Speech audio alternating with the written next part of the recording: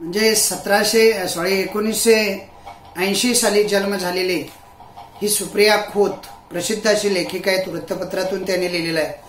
Maharashtra times सारखं प्रसिद्ध असं वर्तमानपत्र आहे. पुढारी, कृषीवल यासारख्या विविध वृत्तपत्रातून अनेक प्रकारचं लेखन त्यांनी केलेलं आहे. छात्र प्रबोधन या ठिकाणी पुणे या ठिकाणी ते छात्र प्रबोधन आहे. सहाय्यक संपादिका म्हणून सुद्धा त्यांनी काम केलेलं आहे. आता या लेसन पुरतं जर तुम्हाला बोलायचं झालं तर जिद्द, चिकाटी, दुर्दम्य, महत्वाकांक्षा, प्रयत्नवाद यांचे मूर्तिमंत उदाहरण तुमच्या समोर त्यांना या लेसनच्या द्वारे ठेवायचं आहे. म्हणजे हा जो संस्कार आहे ना, तो संस्कार जिद्दीचा, चिकाटीचा, दुर्दम्य, महत्वाकांक्षेचा, प्रयत्नवादाचा तो तुमच्या समोर त्यांना मांडायचा आहे. अरुणिमा नावाची ही मुलगी आहे. तिच्यामध्ये ही जिद्द, चिकाटी, दुर्दम्य, महत्वाकांक्षा आणि प्रयत्नवाद हा लेखिकेला भावतो आणि तो तुमच्या समोर ती ठेवते. अपघातामुळे अपघात होतात आणि बऱ्याच अपघातामध्ये ना माणसाला, व्यक्तीला अपंगत्व प्राप्त होतं. अरुणिमाने आयुष्यभर कधी अपंगत्वाचं भांडवल केलं नाही. तिनं कधी सहानुभूती मिळवण्याचा प्रयत्न केलेला नाही. हार तर तिच्या आयुष्यात इम्पॉसिबल म्हणजे नव्हतीच. हार तर तिनं कधीच स्वीकारली नाही. उलट देहाचं उंच शिखर गाठण्यासाठी ती नेहमी सदैव झाली. एव्हरेस्ट गाठणं हे भल्याभल्यांचं स्वप्न असतं. म्हणजे धडधाकट माणसाला सुद्धा जे स्वप्न साकार करण्यासाठी आयुष्य वेचलं तरी ते शक्य होत नाही, अशा पद्धतीचं ध्येय तिनं आपल्या समोर ठेवलं. अपंग असताना सकारात्मक दृष्टी जी असते, ती सकारात्मक दृष्टी काय असते याचं एक मूर्तिमंत उदाहरण म्हणजे ती अरुणिमा आहे. म्हणजे सकारात्मक दृष्टी ठेवल्यानंतर असं उच्च ध्येय सुद्धा प्रत्यक्षात उतरवता येतं. हे अरुणिमानं आपल्या समोर उदाहरणांच्या साहाय्यानं स्वतःचं उदाहरण डोळ्यासमोर आपल्या समोर ठेवून तिनं आपणाला एक प्रकारचा संदेश दिलेला आहे. या पाठामध्ये अरुणिमा स्वतःवर आलेल्या संकटात तिनं गमावल्या लागणाऱ्या पायासाठी सहानुभूतीची अपेक्षा केलेली नाही. प्रतिकूल परिस्थितीवर मात केलेली आहे. ध्येय गाठण्याचा प्रयत्न केलेला आहे. किंबहुना आपल्यात प्रत्येकामध्ये ही एक जिद्दी, चिकाटी असणारी अरुणिमा लपलेली असते. त्या अरुणिमाचा शोध आपण घेतला पाहिजे, अशा पद्धतीचा एक संदेश देणारा हा अत्यंत सुंदर असा लेसन आहे. अरुणिमा श्रीमा संपूर्ण वादळी आयुष्य वाट्याला आलेला एक तरुणी आहे. म्हणजे अरुणिमा ही एक मुलगी आहे, ती तरुणी आहे आणि तिचं संपूर्ण आयुष्य जर तुम्ही पाहिलं ना, एक वादळी आयुष्य, अतिशय कष्टाने, अतिशय दुःखाने, वेदनेनं, संकटाने, अडचणीनं भरलेलं आहे आयुष्य. दुर्दैवाच्या फेऱ्यात सापडलेली ही एक तरुणी आहे. रेल्वेमध्ये प्रवास करत असताना चोराने गळ्यातल्या सोनसाखळीसाठी तिच्यावर जीव घेणा हल्ला केलेला आहे आणि तिला धावत्या गाडीमधून रुळावर फेकून दिलेला आहे.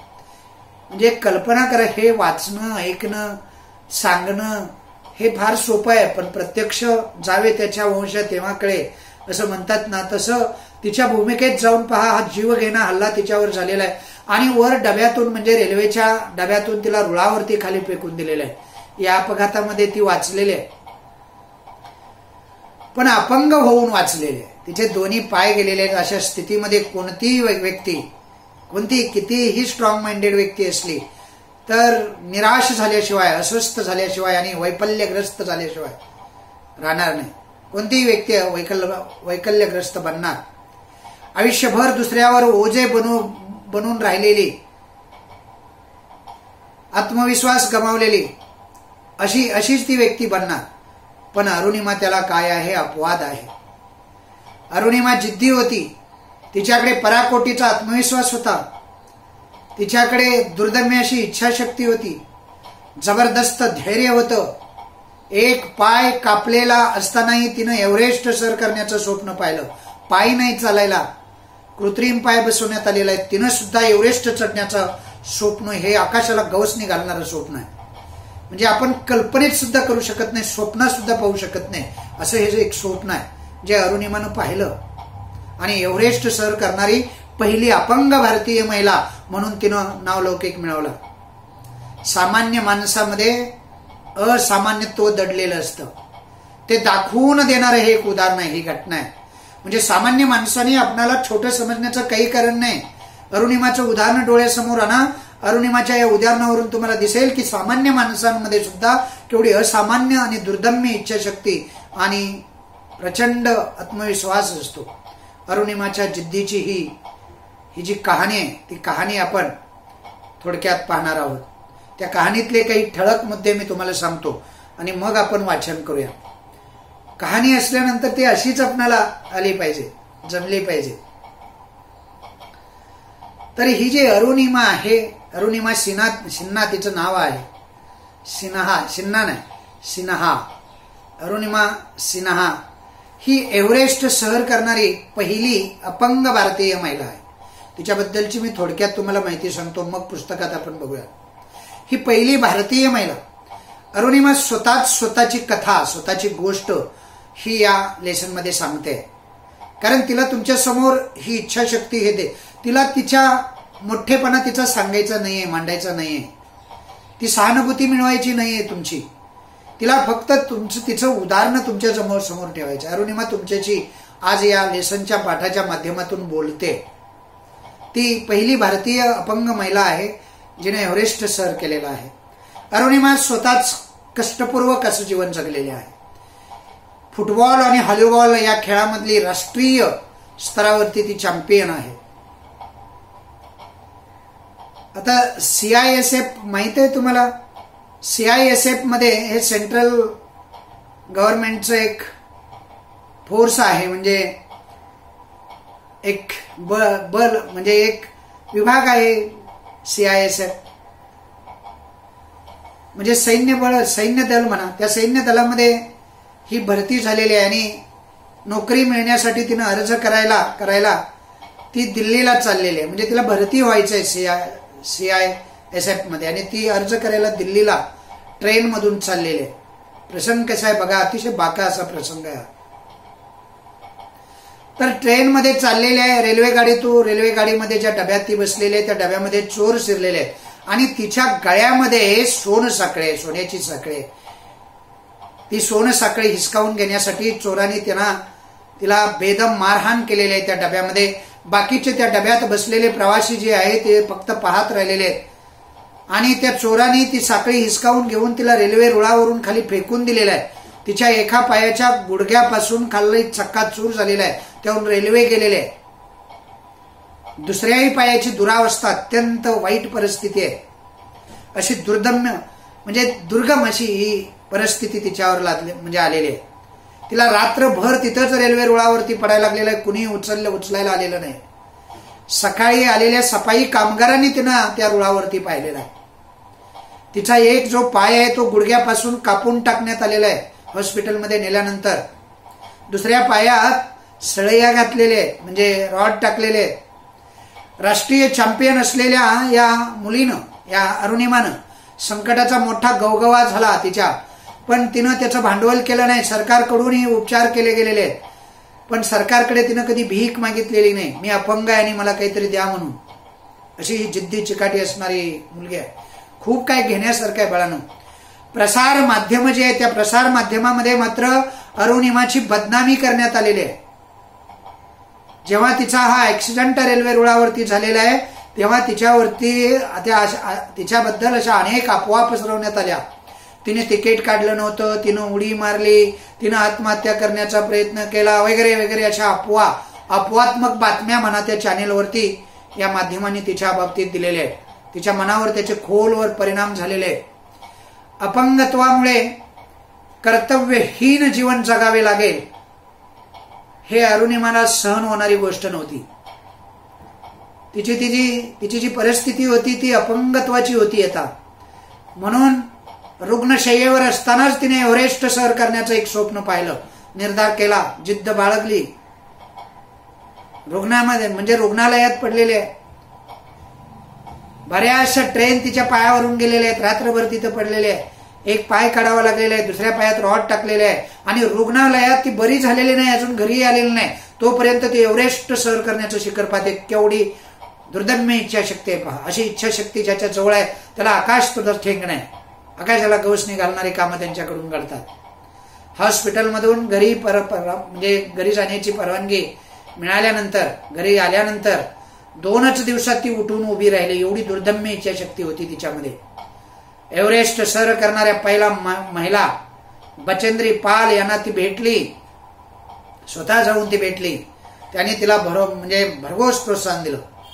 त्या तर असं म्हणाल्या, म्हणजे बचेंद्री पाल असं म्हणाले की ज्या क्षणी तुझ्या म्हणजे अपंग असताना तुझ्या डोक्यामध्ये आणि मस्तिष्कामध्ये ज्या क्षणी विचार आला एव्हरेस्ट सर करण्याचा, त्या क्षणी तू जिंकलीस, असं त्यांचं वाक्य आहे, पहिलं वाक्य आहे.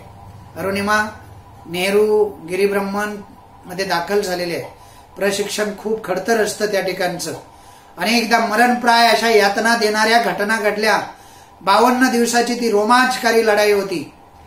4थ्या बेस कॅम्प मधून एव्हरेस्ट सर करत असताना शिखरावरती 3500 फुटावरती शेवटचा जो टप्पा होता त्या ठिकाणी त्याच्यावरती जीव घेणा प्रसंग आलेला आहे. या टप्प्यात जास्तीत जास्त गिर्यारोहक मृत्युमुखी पडतात. त्या ठिकाणाहून शक्यतो बरेच गिर्यारोहक परत येत नाहीत. अरुणिमाने प्रचंड धैर्याने हा टप्पा पार केला आणि तिच्याकडील प्राणवायू साठा संपत आलेला असतानाही ती घाबरली नाही. ही मृत्यू घटकाच होती तिच्यासाठी, पण आता माघार घेणार नव्हती ती. मरेन पण मी ठरवलेला देह गाठल्याशिवाय राहणार नाही, अशा पद्धतीची इच्छा तिनं बाळगली. ती पराकोटीच्या निर्धारानं एव्हरेस्टवरती पोहोचली आणि भारताचा झेंडा तिनं त्या एव्हरेस्टवरती रोवला. परतताना प्राणवायू संपला. ब्रिटिश गिर्यारोहकाने फेकून दिलेला सिलेंडर तिला मिळाला आणि त्या सिलेंडरमध्ये थोडासा प्राणवायू शिल्लक होता, त्यामुळे ती जिवंतपणे परतू शकली. गिर्यारोहणाने या कृतीनं तिला आत्मविश्वास दिला आणि पोलादी कणखर असं बनवलं. अशा या अरुणिमाची दुर्दम्य इच्छाशक्ती, चिकाटी परिश्रम, जिद्द प्रचंड असणारी ही मुलगी आपल्या समोर सुप्रिया खोत यांनी आपल्या समोर ठेवण्याचा छोटासा प्रयत्न केलेला आहे. तर प्रत्यक्ष आपण लेसन पाहूया. आज अरुणिमा आपल्याशी बोलते या लेसनच्या माध्यमातून. दोस्तांनो, मी अरुणिमा सिन्हा. आज तुम्ही गुगलवर शोधले तर माउंट एव्हरेस्ट सर करणारी पहिली अपंग महिला आणि माउंट एव्हरेस्ट सर करणारी पहिली अपंग भारतीय असा उल्लेख जिचा दिसतो तीच मी. पण एक सांगू, मी काही जन्मजात अपंग वगैरे नाही बरं का. धडधाकट असल्यापासूनची गोष्ट आज मी तुम्हाला सांगणार आहे आणि तो तुम्ही कायमस्वरूपी तुमच्या मस्तिष्कामध्ये फिट करून घ्यायची. अरुणिमा असं म्हणते की दोस्तानो, मी अरुणिमा सिन्हा. ते आपलं नाव सांगते, परिचय देते. आज तुम्ही गुगलवर जर शोधलं, तुम्ही सर्च करून पहा, माउंट एव्हरेस्ट सर करणारी पहिली अपंग महिला जी आहे असा मान जिला मिळालेला आहे आणि माउंट एव्हरेस्ट सर करणारी पहिली भारतीय अपंग असा जिचा उल्लेख दिसतो तुम्हाला त्या नेटवरती किंवा गुगलवरती सर्च केल्यानंतर, तीच ती अरुणिमा सिन्हा तुमच्याशी आज बोलणार आहे. ती म्हणते की मी जन्मापासून अपंग वगैरे नाहीये, धडधाकट असल्यापासूनची कहाणी मी तुम्हाला आज सांगते. ती कहाणी तुम्ही शांतपणे ऐका आणि आपल्याही आयुष्यामध्ये अशीच काहीतरी दुर्दम्य इच्छाशक्ती, जिद्द, चिकाटी ठेवा. देह तुमच्या पायाशी असं लोळंगण घेईल. मोठं देह पाहायला शिका, मोठं स्वप्न पाहायला शिका, असं ती आपल्याला सांगते. पहा दुसरा पॅरेग्राफ पहा. लखनौ पासून 200 किलोमीटर अंतरावर असणारं आंबेडकर नगर हे अरुणिमा सिन्हाचं गाव आहे. तिचं गाव जे आहे ते लखनौ पासून उत्तर प्रदेशामध्ये येतं. लखनौ उत्तर प्रदेशाची ती राजधानी आहे. तर तिथून 200 किलोमीटर असणारं एक छोटंसं गाव आहे आंबेडकर नगर. या आंबेडकर नगरामध्ये जन्माला आलेली ती छोटीशी मुलगी. घरी कोण कोण आहे बघा. घरी स्वतः अरुणिमा आहे, तिची आई आणि तिचा लहान भाऊ. मोठ्या बहिणीचं लग्न झालेलं आहे. वडील लहान असतानाच देवाघरी गेले म्हणजे वारलेले आहेत. आता भाईसाहेब, तर भाईसाहेब हा शब्द जो आलेला आहे तो कुणासाठी आलाय बघा. मोठ्या बहिणीचा पती, त्याला ती भाऊ साहेब असं म्हणते किंवा भाईसाहेब असं म्हणते. हेच आमचे अहोभाग्य. म्हणजे आता मोठ्या बहिणीचं लग्न झालेलं आहे, घरी करतं कुणी नाही. हिचंही छोटं वय आहे, आई एकटीच आहे. आता मोठ्या बहिणीचा जो पती आहे, नवरा आहे, तोच त्यांच्या घराची सारी देखभाल करतोय. पण फुटबॉल आणि व्हॉलीबॉलची नॅशनल चॅम्पियनशिप मिळाल्यावर आता CISF ची नोकरी मिळते का बघ, म्हणजे खेळाशी जोडलेली राहशील, असं त्यांनी सांगितलं. बाईसाहेबांनी सांगितलं. त्यांनी दिलेला जो सल्ला आहे अरुणिमाला, त्यांनी सांगितलं तू आता चॅम्पियन झालेली आहेस, व्हॉलीबॉल आणि फुटबॉलची चॅम्पियन होती ही अरुणिमा. आता तू CISF मध्ये नोकरी मिळते का बघ, म्हणजे CISF मध्ये नोकरी मिळाल्यानंतर तू तुझ्या खेळाशी सुद्धा संलग्न राहशील, तुला खेळता येईल, व्यवस्थित खेळाला पुढे नेऊ शकशील. हा त्यांनी बाईसाहेब यांनी सल्ला दिला. आणि तो सल्ला अरुणिमानं शिरोधार्य मानला, म्हणजे तिनं तो ऐकला. त्यानुसार नोकरीसाठी अर्ज केला आणि कॉल सेंटर आले देखील, कॉल लेटर आले देखील. पण फॉर्ममध्ये नेमकी माझी जन्मतारीख चुकलेली होती. म्हणजे ते कॉल लेटर, CISFचं कॉल लेटर सुद्धा आलं. एक खेळाडू आहे, उंची पुरी अशी धिप्पाड शरीरयष्टी लाभलेली, ही फुटबॉल आणि व्हॉलीबॉलची चॅम्पियन आहे. तिला कॉल लेटर आलेलं आहे नोकरीसाठी, तिनं अर्ज केलेला आहे CISF मध्ये. आणि नेमकं काय झालेलं आहे माहिती आहे, त्या अर्जावरती दुर्दैव बघा, ज्या घडणाऱ्या गोष्टी असतात आपण म्हणतो ना त्या टाळता येत नाही, तसंच आहे इथं दिसतंय. अरुणिमा जी आहे तिची नेमकी जन्मतारीख चुकलेली, ती अर्ज भरताना चुकलेली आहे. आणि ती जन्मतारीख चुकलेली होती. हा घोळ निस्तारण्यासाठी, म्हणजे ती जन्मतारीख दुरुस्ती करण्यासाठी जन्मतारखेची सर्टिफिकेट दिल्लीला घेऊन जाणं भाग होतं, म्हणून ती लखनौ ते दिल्ली असा रेल्वेचा प्रवास करायला निघाली. तो दिवस होता 11 एप्रिल 2011. म्हणजे अलीकडे घडलेली ही गोष्ट आहे. 11 एप्रिल 2011चा दिवस लखनौ स्टेशन गर्दीनं फुल्ल भरलेलं होतं. पद्मावती एक्सप्रेसमध्ये कसेबसे चढत गर्दीतून मुसंडी मारत सिथापीनं अरुणिमा रेल्वेमध्ये चढली आणि कॉर्नर सीट पकडली. कॉर्नर सीट पकडल्याची हौस प्रत्येकाला असते की नाही.